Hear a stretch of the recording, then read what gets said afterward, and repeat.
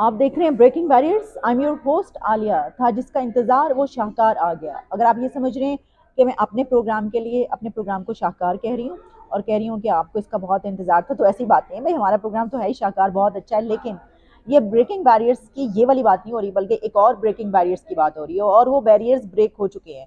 Defence ministry को new army chief की appointment की समरी मिल गई है। अब ये खबर जब आई कि जीएचक्यू की तरफ से समरी भेज दी गई है और वजारत दिफा को मिल गई है, तो इसके ऊपर भी एक कन्फ्यूजन क्रिएट हुआ। और हुआ कुछ यूं कि डिफेंस मिनिस्टर ख्वाजा आसिफ ने कहा कि नहीं, उन तक कभी कोई समरी नहीं पहुंची, लेकिन हो जाएगी, अगर मूव कर दी गई है तो पहुंच जाएगी उनके पास, और अगले चंद घंटों या दिनों में ये मामला हल हो जाएगा। फिर उसके 1.5 घंटे के बाद आईएसपीआर को ये स्टेटमेंट जारी करना पड़ी कि जीएचक्यू की तरफ से न्यू अपॉइंटमेंट के लिए समरी डिफेंस मिनिस्ट्री को भेज दी गई है, मूव कर दी गई है। और उसके बाद फिर रात गए, आधी रात के करीब डिफेंस मिनिस्टर ने ये इसको कंफर्म किया, कंफर्मेशन दी कि हाँ, समरी जो है वो आ चुकी है। अब देखिए, समरी आ गई तो सबसे बड़ा सवाल ये कि उसमें किस किस का नाम है, तो आपको बताई देते हैं। उसमें वो तमाम के तमाम 6 नाम मौजूद हैं जिनके ऊपर बात की जा रही थी। दी मोस्ट सीनियर पर्सन जो कि जनरल आसिम मुनीर, उनके हवाले से, क्योंकि ये शक व शुबा जाहिर किया जा रहा था कि उनकी 26 और 27 को रिटायरमेंट की डेट भी है, तो ऐसा तो नहीं होगा कि अगर समरी इन डेट्स के बाद आती है तो उनका नाम नहीं होगा, निकाल दिया जाएगा, तो फिर वो शामिल नहीं होंगे। तो फिर जो बाकी बचेंगे उसमें से कौन होगा, फिर क्या उनका नाम शामिल होगा उसके बावजूद। ये सब कई एंगल से हमने इसके ऊपर बात की। तो अब हुआ यूं है कि जितने नाम कहे जा रहे थे वो सब नाम इसमें शामिल हैं, यानी इसके ऊपर अब किसी को कोई शिकवा या शिकायत नहीं रहेगी। एक बात तो इसमें क्लियर हुई, क्योंकि आर्मी चीफ की तरफ से जो समरी मूव की गई उसमें general Asim Munir, general Sahir Shamshad, general Noman, general Aamir, और इसके अलावा जनरल फैज़ हमीद, जितने भी 6 नाम, अगर कोई नाम रह गया हो, मिस हो गया हो, तो माजरत चाहती हूँ, मेरी कोई इसमें वो नहीं है, बल्कि मैं ये बता रही हूँ कि सब नाम शामिल हैं। हम ये जानते हैं कि इसमें से कुछ नाम किसी को पसंद है, कोई नाम किसी को पसंद है, कोई नाम किसी को पसंद है, और कोई नाम ऐसा भी है, एक दो नाम जो दूसरों को पसंद नहीं है। ठीक है, तो इसमें से किसकी पसंद आएगी सामने? देखिए, अगर तो सीनियरिटी की बिना पर होगा तो मोस्ट सीनियर तो आपको पता है कि जनरल आसिम मुनीर हैं, ठीक है।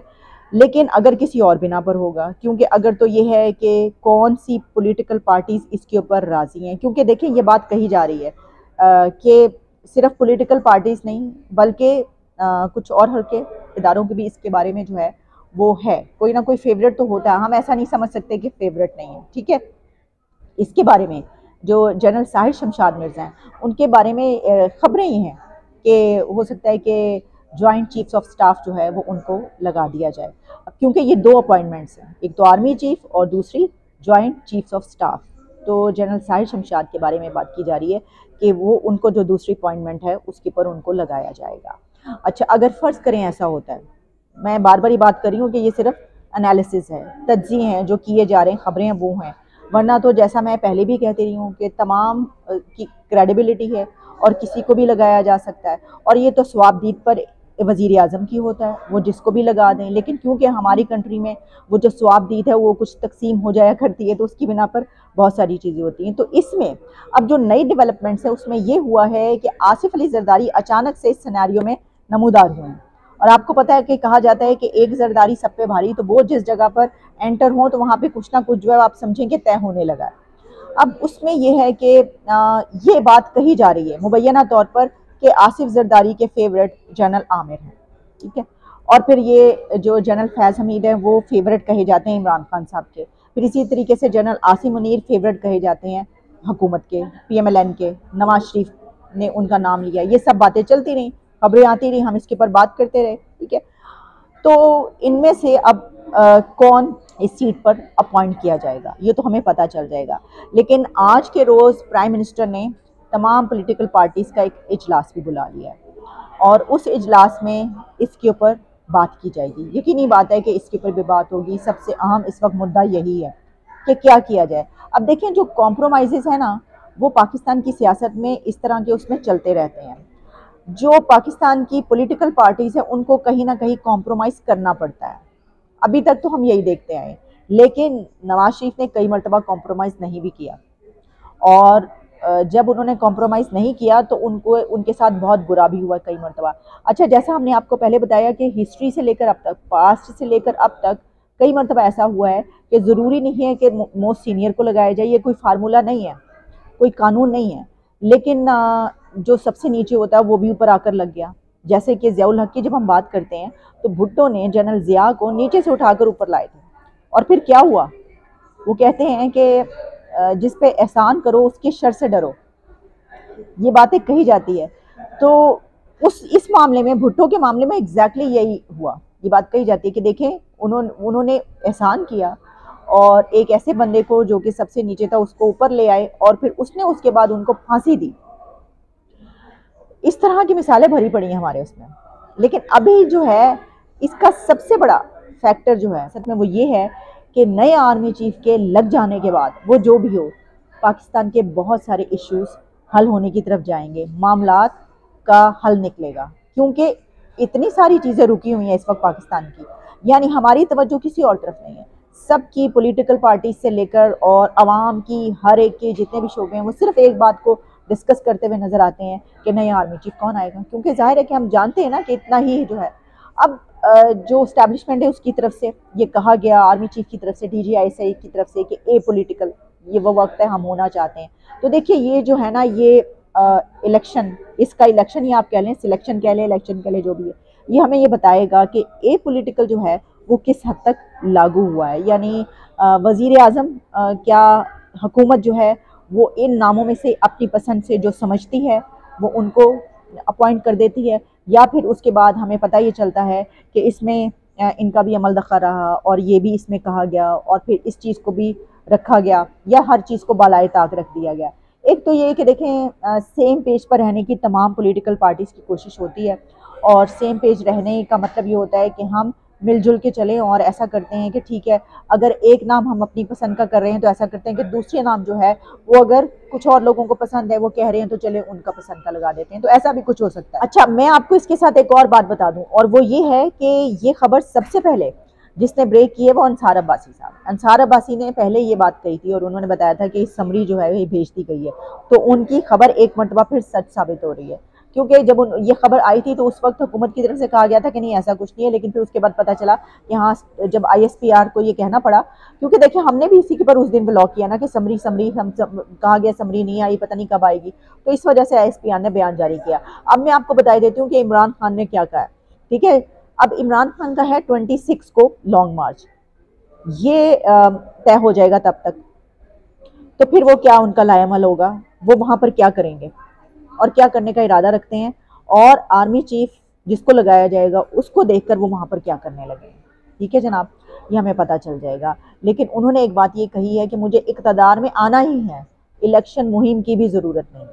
उन्होंने कहा मैंने इक़्तिदार में आना ही आना है। आप कैसी बातें कर रहे हैं, मैं इक़्तिदार में नहीं आऊँगा, मुझे इलेक्शन की ज़रूरत नहीं है, मुझे इस चीज़ की ज़रूरत नहीं है कि हम इलेक्शन की मुहिम चलाऊँ और कहूँ।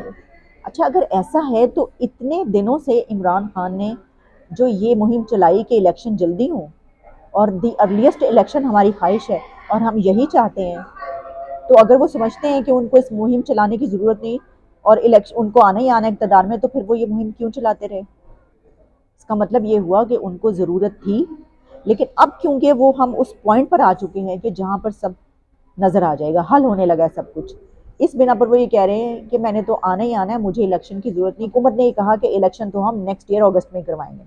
वैसे ये हो सकता है, मैं आपको ये बताना चाहती हूँ कि मुमकिन है कि कुछ पहले हो जाए, ठीक है।